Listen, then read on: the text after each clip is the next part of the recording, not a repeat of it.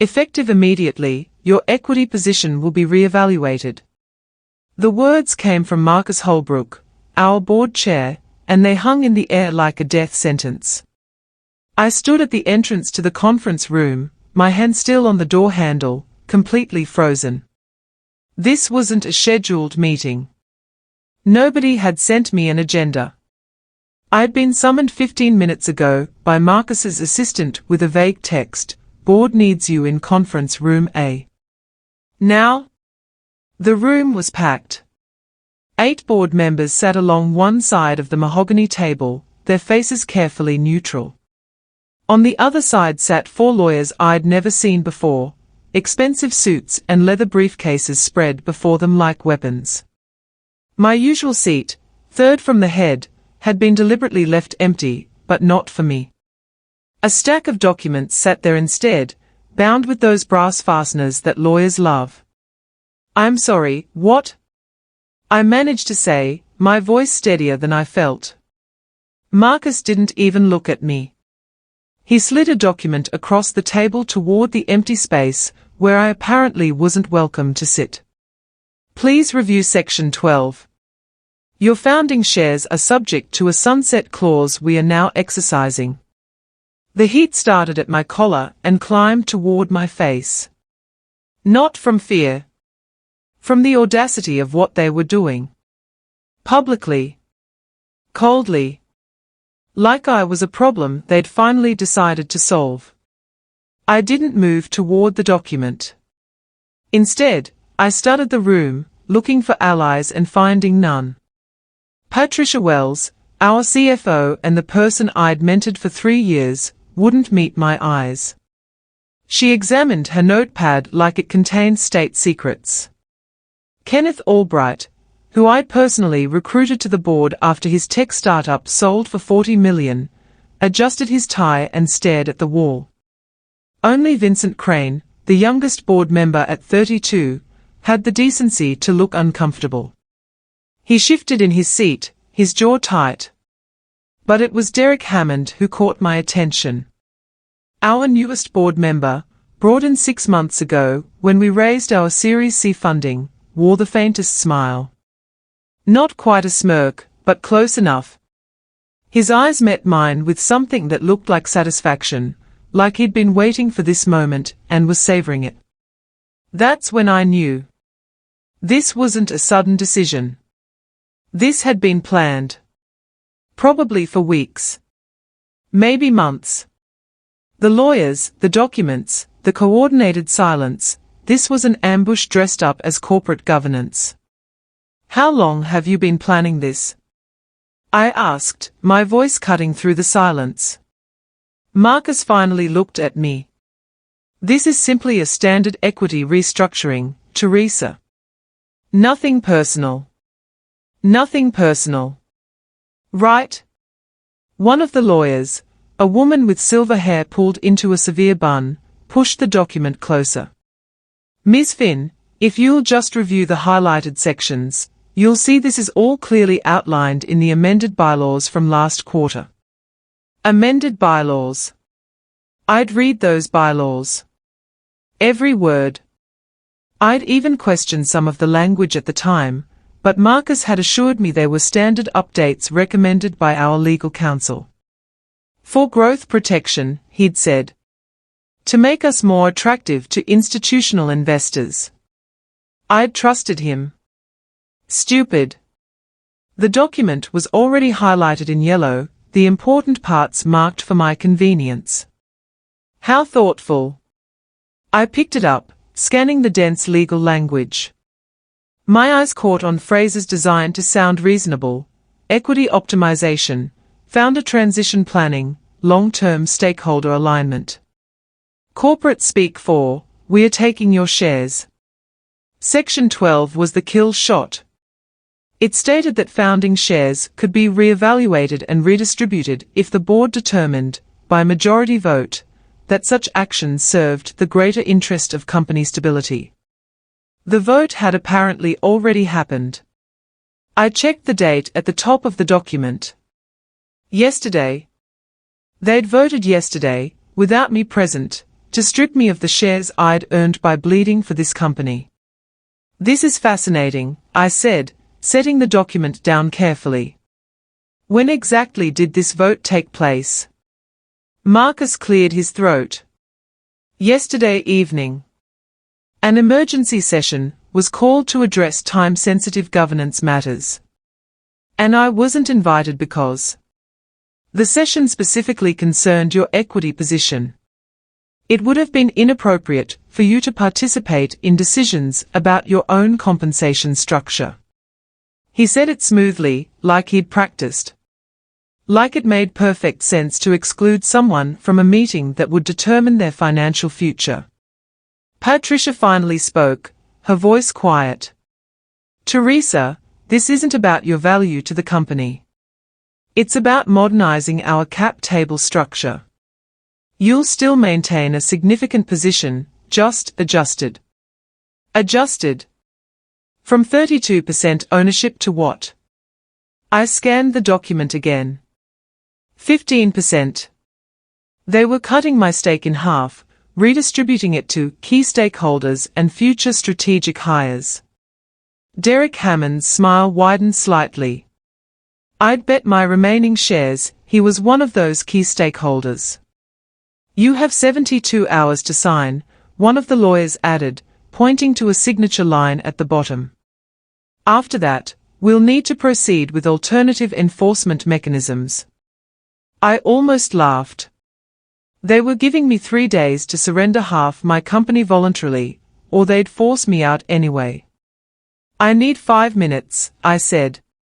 Marcus frowned. Ms. Finn, we have other matters to address today. If you could simply. 5 minutes, I repeated, my voice harder now. Surely that's not too much to ask before I sign away 17% of my life's work. The lawyers exchanged glances. Marcus shifted in his seat, clearly annoyed, but trying to maintain his professional facade. Very well. 5 minutes. We'll reconvene at 10:15. Nobody moved to leave. They expected me to step outside, to take my 5 minutes in the hallway like a scolded child. Instead, I walked to my deliberately empty chair, moved the stack of documents aside, and sat down. I placed my leather bag on the table and opened it slowly, deliberately. Derek's smile finally faded. Vincent sat forward slightly, curious. Patricia's pen stopped moving across her notepad. I could feel the shift in the room, the sudden uncertainty. They'd expected tears. They'd expected anger, maybe even shouting. They'd expected me to be blindsided and helpless. What they didn't expect was for me to reach into my bag and pull out a single document, worn at the edges from age, but still perfectly legible. I placed it on the table between us, my hand resting on top of it like a chess player who'd just announced checkmate. My name is Teresa Finn, and I started this company 9 years ago in my garage. Not as an employee.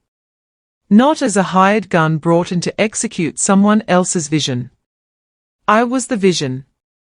I was the first line of code, the first pitch deck, the first investor meeting where I convinced skeptical venture capitalists that a 31-year-old woman with more ambition than experience could build something that mattered. Back then, there was no Marcus Holbrook. No board of directors. No lawyers with highlighted documents and sunset clauses. There was just me, my co-founder Alex Rivera, and a shared Google Doc that outlined how we'd split everything. Alex was brilliant, a systems architect who could see 3 moves ahead in any technical challenge. He was also terrible at business, which he freely admitted. You handle the money and the people, he'd said. I'll handle the code. We shook on it over cheap coffee in a shop that's been closed for 5 years now. We formalized it a month later. A founder's agreement, drafted by a lawyer friend of Alex's, who charged us almost nothing because we had almost nothing to pay him. The agreement was simple: equal equity split, mutual protection clauses, anti-dilution provisions. Standard stuff for two people betting everything on an idea. But we added one clause that wasn't standard. Alex insisted on it. What happens if we bring in investors? He'd asked. What happens when we are not the only ones making decisions anymore? We were sitting in my garage, surrounded by whiteboards covered in architecture diagrams and growth projections. The future felt limitless and terrifying.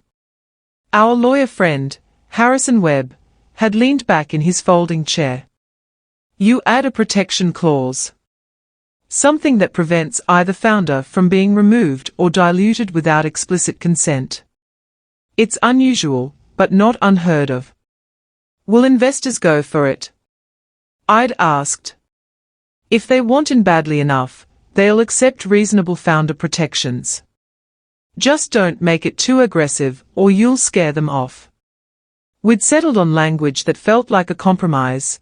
Any attempt to materially reduce or eliminate a founder's equity position without documented cause and unanimous board consent would require the affected founder's written approval.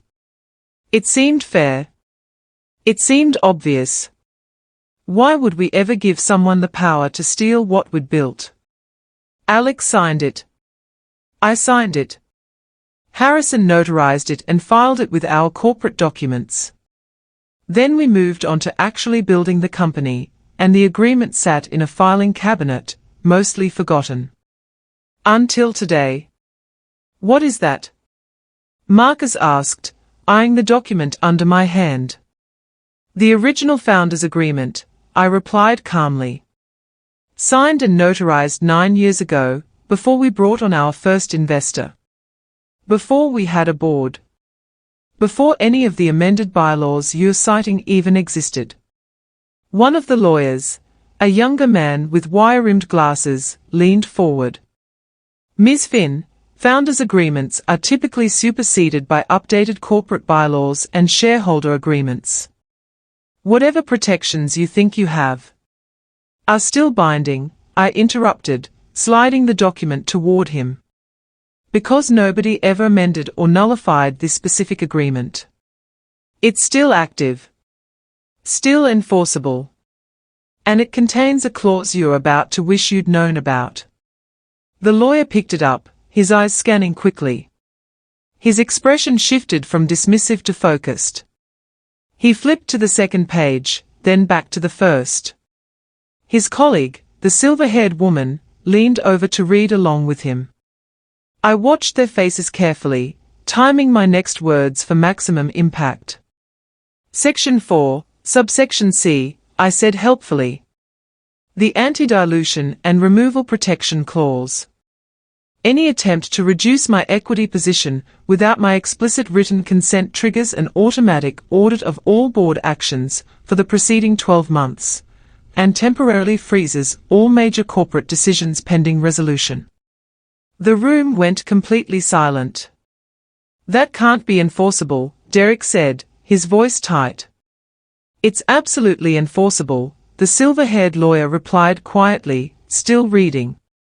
It's clearly written, properly executed, and since it predates all subsequent agreements, it takes precedence unless specifically amended.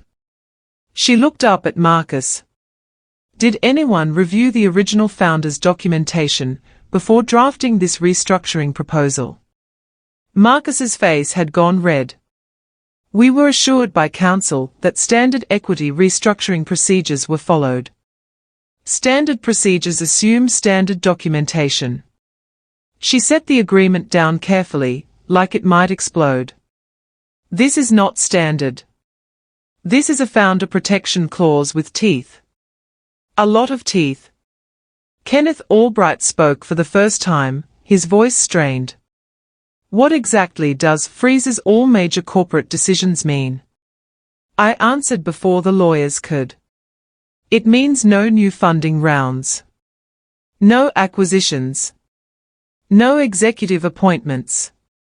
No major contracts over $250,000. Nothing moves until this dispute is resolved through binding arbitration, or my written consent. You can't be serious, Derek said, standing up now. You'd paralyze the entire company over this. I'm not paralyzing anything, I replied evenly. You are. You triggered this clause when you attempted to strip my shares without my consent. I didn't write these rules. I just remembered them. The lawyers started whispering urgently to each other. Marcus grabbed his phone, presumably to call someone, probably the firm's senior partner, who should have caught this. Patricia had gone pale. Vincent was staring at me with something that might have been respect. Derek wasn't done. This is ridiculous. That agreement is 9 years old. We've raised 4 funding rounds since then. We have investors who expect professional governance, not some garage-era contract preventing us from making necessary business decisions. Then you should have amended it, I said simply. You had 9 years. Multiple legal reviews. Dozens of board meetings. Nobody thought to check the founding documents. I let that sink in. Or maybe somebody did check, and decided to gamble that I wouldn't remember. That I'd be too intimidated by a room full of lawyers to push back. That I'd just sign whatever you put in front of me. The silver-haired lawyer was typing furiously on her laptop now. How long until this audit provision activates? I pulled out my phone and showed her a photo of the relevant section, zoomed in on the fine print. Immediately upon rejection of the dilution attempt. Which I'm doing right now, verbally, in front of witnesses. I'll submit written rejection within the hour, as required, which starts the formal process. There has to be a way to resolve this, Marcus said, his voice strained. Teresa, be reasonable. I am being reasonable, I replied. I'm following the exact procedures outlined in a legal agreement we all signed. What's unreasonable is trying to take half my shares with 72 hours notice and no legitimate cause. Patricia finally found her voice. The cause is right there in Section 12. Company stability requires equity optimization. Company stability required you to cut my stake in half and redistribute it to Derek. I looked directly at Hammond. How much were you getting, Derek? 5%. 7.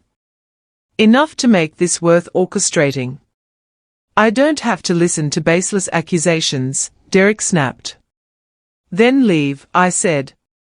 Nobody's forcing you to stay. But before you go, you might want to understand what happens next. Because this clause doesn't just freeze decisions and trigger an audit. It also requires full disclosure of all board member compensation, equity arrangements, and potential conflicts of interest related to the triggering action. That got his attention. Vincent's too. Patricia looked like she might be sick. When did you get your shares, Derek? I asked conversationally. The ones you were promised for supporting this restructuring. Before or after the vote yesterday? One of the lawyers raised a hand. Ms. Finn, I strongly advise against making accusations of impropriety without evidence. I'm not accusing anyone of anything. I'm simply noting that the audit will examine all recent equity transactions and board member agreements. If everything's above board, there's nothing to worry about. It's valid. The words came from the younger lawyer with the wire-rimmed glasses.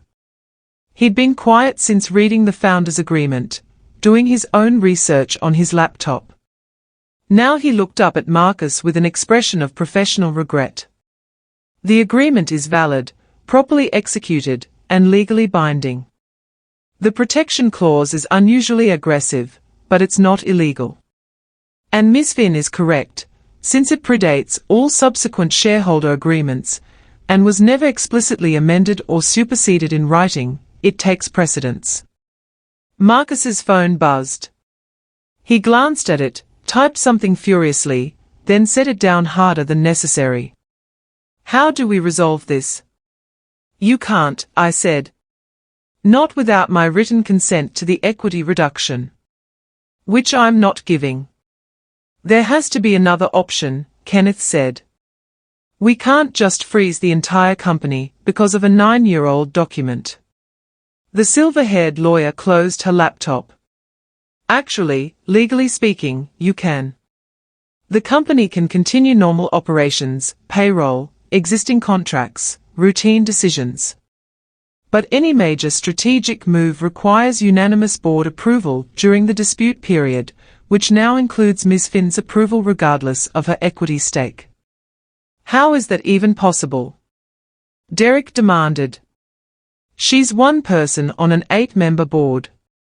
Because the founders' agreement grants her temporary veto power over major decisions when the protection clause is triggered. It's a scorched earth provision designed to prevent exactly this kind of hostile action.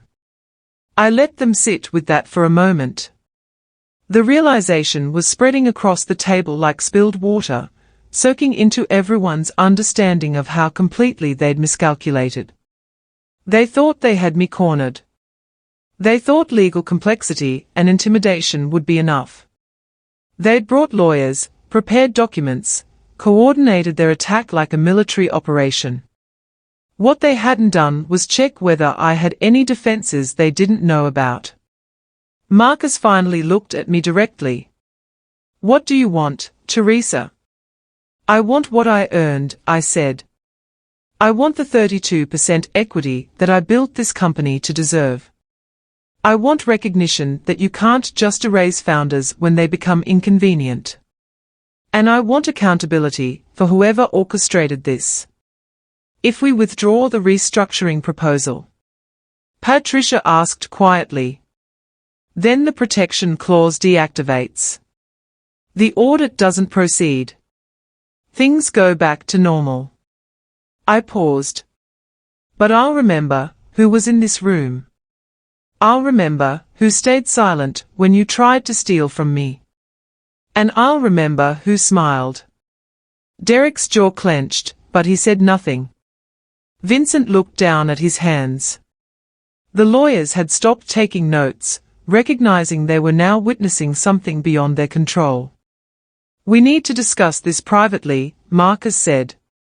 Board members only. Ms. Finn, if you could give us the room. Actually, I said, I don't think I will. Excuse me.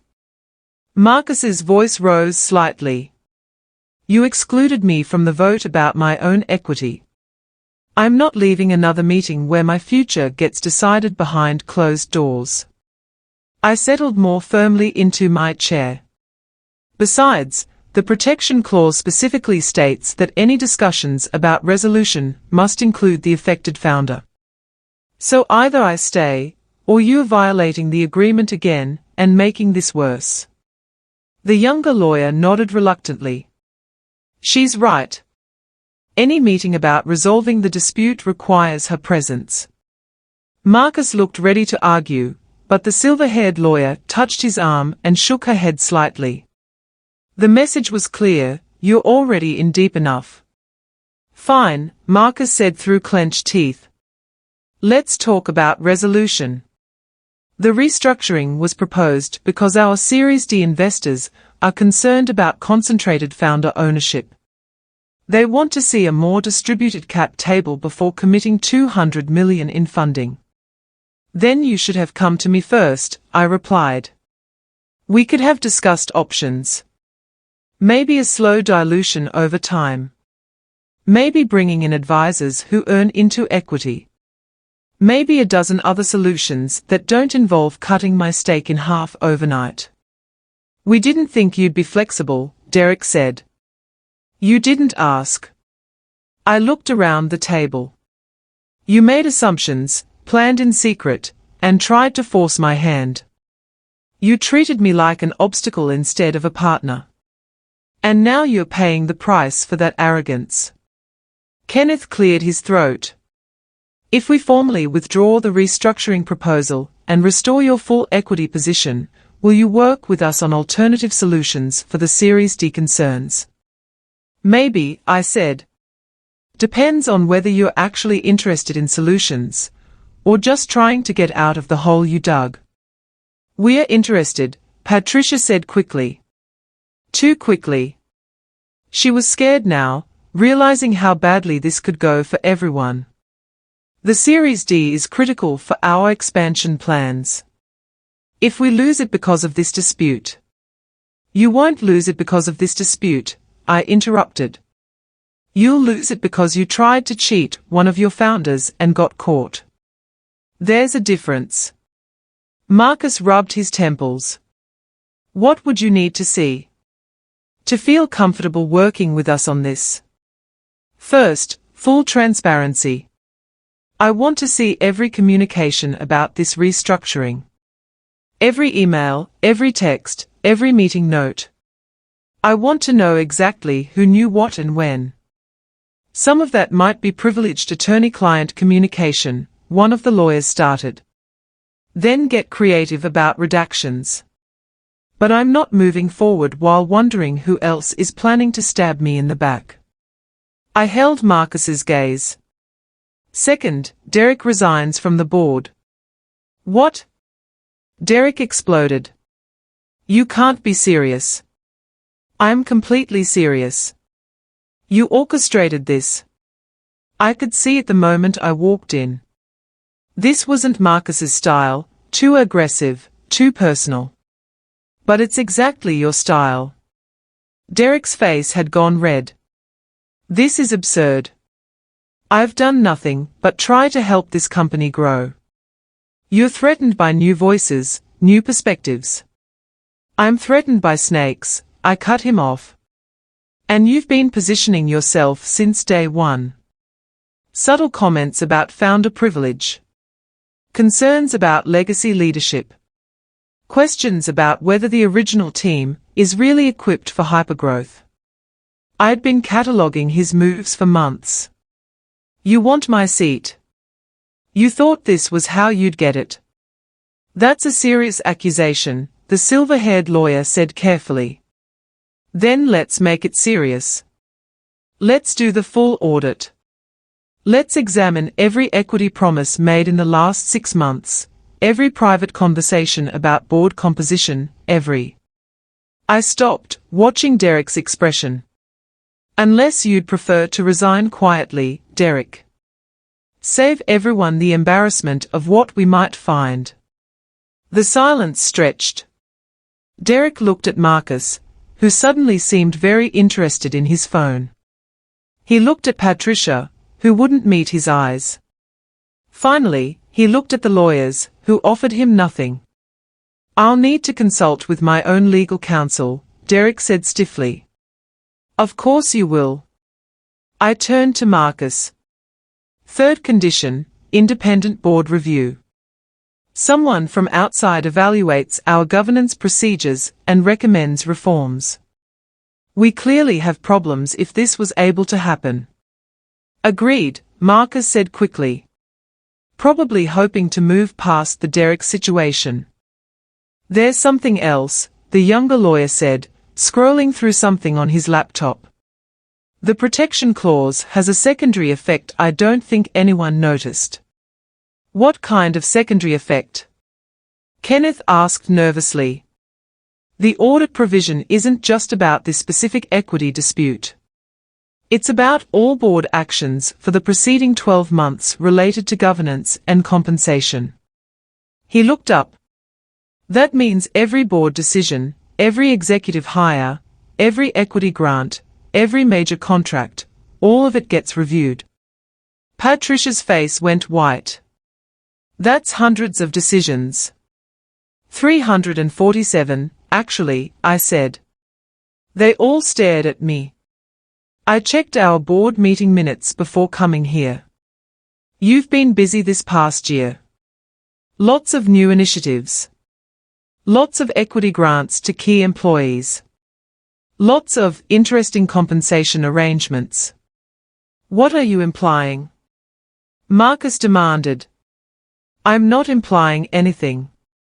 But an independent auditor might find it interesting that board compensation increased 43% in the same year. We told employees we couldn't afford market rate raises. They might wonder about the consulting fees paid to Kenneth's other company. They might question the stock options granted to Patricia's husband as a contractor. Those were all disclosed and approved, Patricia protested. Were they disclosed to me? Because I don't remember seeing them in board packets. But then again, I don't remember a lot of things being in board packets lately. Almost like someone's been managing what I see. The younger lawyer was typing furiously now.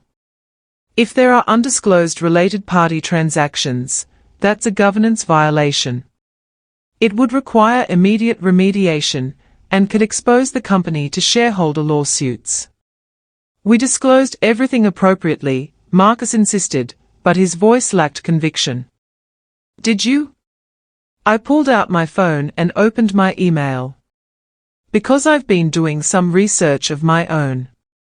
Funny thing about being systematically excluded from decisions, it gives you time to dig through corporate filings. And I found some discrepancies. I turned my phone to show a spreadsheet I'd been building for 3 months. Ever since I'd noticed being left off certain email chains, I'd started tracking every decision, every filing, every disclosure. The pattern had been clear. They were slowly pushing me out of operational involvement while maintaining the fiction that I was still fully engaged. Section 404 filings show equity grants I never approved. Conflict of interest disclosures I never saw. Board meeting minutes that don't match my notes. I locked my phone and put it away. An audit would be illuminating. Marcus and the lawyers went into an urgent huddle. Kenneth pulled out his phone and stepped away from the table. Patricia sat frozen, probably calculating her exposure. Derek had gone eerily quiet, his earlier bluster evaporated. Vincent finally spoke, his voice cutting through the whispered panic.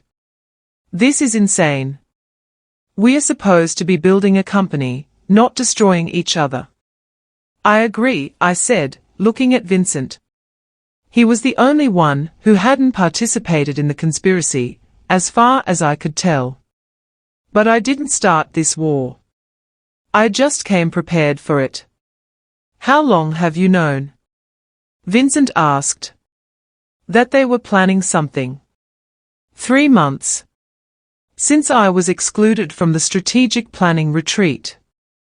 Marcus said it was about fresh perspectives, that founders sometimes needed to step back during intensive planning sessions. I smiled without humor.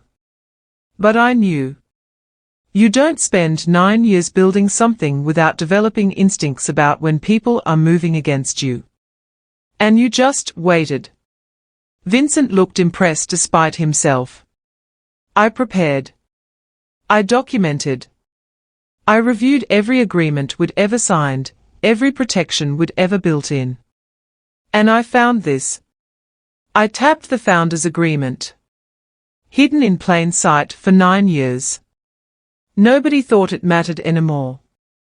But the people who wrote it understood something important. The time you need protection most is when you think you don't need it anymore. Marcus returned to the table, the lawyers trailing him. He looked exhausted. We need to table this discussion. Our counsel recommends a formal mediation process before proceeding further. No mediation, I said flatly. Here's what happens now, you withdraw the restructuring proposal immediately. Derek resigns within 48 hours. And we schedule an independent governance review to start within 30 days. And in exchange? Marcus asked. I don't trigger the full audit. I continue working with you on legitimate solutions for the Series D concerns. And I don't take this to the press, which would kill the funding round faster than any clause. That's not exactly a generous offer, Derek said bitterly. It's the only offer you're getting, I replied. You tried to take half my company. I'm letting you keep your reputations, your jobs, and the Series D opportunity. That's extremely generous, considering. The silver-haired lawyer leaned toward Marcus. Mr. Holbrook, I'd strongly recommend accepting these terms. The alternative is a protracted legal battle that will definitely kill the funding round and possibly trigger multiple shareholder actions. We need to vote, Marcus said weakly. No, you don't, I corrected. You need unanimous agreement to resolve this, remember. That means I have to agree. And I'm telling you what I'll agree to. Take it or watch everything you built collapse while lawyers argue about 9-year-old contracts. Kenneth came back to the table. I've spoken with our Series D lead. If they hear about board instability or governance disputes, they are out. We can't risk that. Then we don't have a choice, Patricia said quietly. We accept Teresa's terms. Derek stood abruptly, his chair scraping across the floor. This is blackmail. No, I said calmly. This is consequence. There's a difference. Blackmail is when you threaten to reveal something that should stay hidden. Consequence is when people face the natural results of their actions. You tried to steal from me. You failed. Now you're dealing with the aftermath. Derek, sit down, Marcus ordered. We are accepting the terms. Derek didn't sit. Instead, he grabbed his leather folder and phone. I'm not resigning. You'll have to remove me. That can be arranged, Vincent said quietly. Emergency board vote, tonight if necessary. Cause is clear, orchestrating an improper equity restructuring and failing to disclose conflicts of interest. The vote would be 7-1, Derek. You'd lose. Derek looked around the table, searching for support and finding none. Even Marcus wouldn't meet his eyes. This was pure political calculus now. Derek had become a liability, and nobody sacrifices their position for a liability. You're all cowards, Derek said. She's manipulating you, and you don't even see it. I don't have to manipulate them, I replied. I just have to be right. And I am right. You know it. They know it. Even your lawyers know it. Derek headed for the door, then paused with his hand on the handle. This isn't over, Teresa. Yes, it is. You just haven't accepted it yet. He left without another word. The door closed with a soft click that somehow felt louder than if he'd slammed it. The remaining board members sat in heavy silence, processing what had just happened. Finally, Marcus spoke. We'll draft a withdrawal of the restructuring proposal immediately. The lawyers will prepare the documentation. And Derek's resignation. I'll handle it personally. He'll be gone by Wednesday. Marcus looked tired. What happens now? Now we figure out if we can actually work together, I said. Because honestly, I'm not sure we can. Patricia looked up sharply. What does that mean? It means I don't trust any of you anymore. You were willing to betray me the moment it became convenient. Maybe Derek was the ringleader, but you all went along with it. You all sat in that meeting yesterday and voted to strip my shares. I let that sink in. So before we talk about Series D or growth strategies or any of that, we need to talk about whether this board can function. We can make changes, Kenneth offered. New governance policies, better communication protocols. I don't want protocols. I want honesty. And I want to understand why this happened. I looked at each of them in turn. Was it just about the funding? About making the cap table look more attractive to investors? Or was there something else? The silence stretched uncomfortably. Finally, Patricia spoke, her voice barely above a whisper. Some of us felt left behind. Explain. You've been here since the beginning. You know every system, every decision, every relationship. The rest of us came in later, and sometimes it feels like we are just executing your vision rather than building our own. She paused. Derek played on that. He made it sound like you were holding us back, keeping too much control. And you believed him. We wanted to believe him, Kenneth admitted. Because it was easier than confronting our own insecurities. I sat with that for a moment. Part of me wanted to stay angry, to make them suffer for their weakness. But another part, the part that had spent 9 years building this company, recognized the grain of truth in what they were saying. I have held control tightly, I said slowly. Because I was terrified of losing what we built. Every founder goes through it, the fear that if you let go, everything falls apart. But maybe.